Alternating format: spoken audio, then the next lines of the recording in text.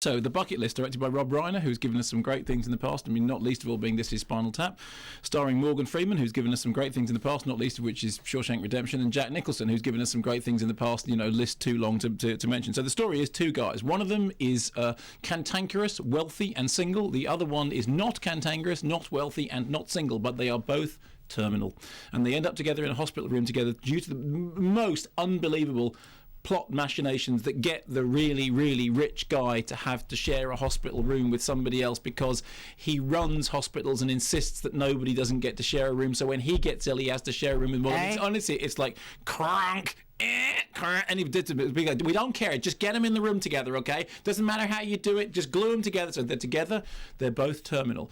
Morgan is getting together a bucket list.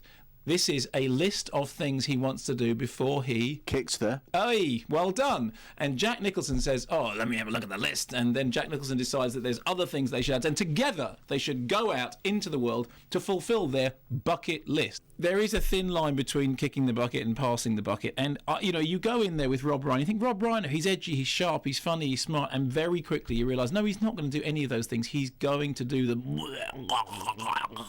See, my thing with life-affirming movies is that most life-affirming movies cause me to lose the will to live.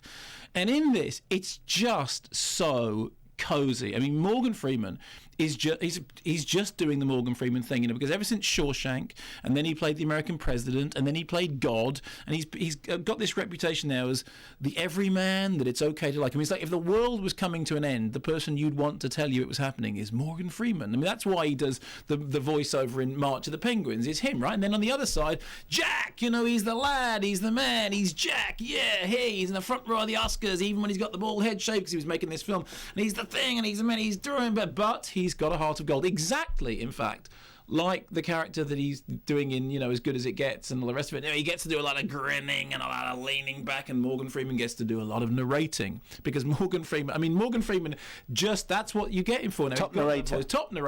I mean, he and Stephen Fry could probably have fisticuffs over who narrator of the year, and more.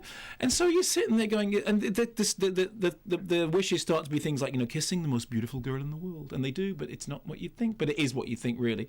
And, an act of kindness for a perfect stranger. And again, it's not what you think, but it is what you think, really. And they both discovered when they were alive, they didn't know they were. Only when they were, and it's...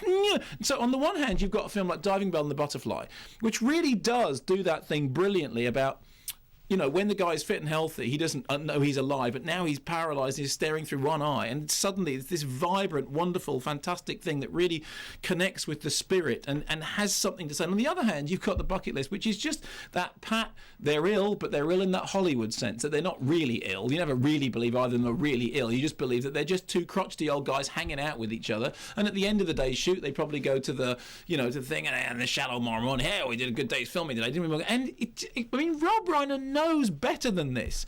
Nobody makes Spinal Tap. Nobody directs the scene with Nigel Tufnell going, how much more black could it be? None more black. It's such a thin line between clever and stupid. Nobody directs that stuff and then looks at the bucket list and thinks that's up to snuff. Snuff, pun not intended, but actually having said it now, pun intended.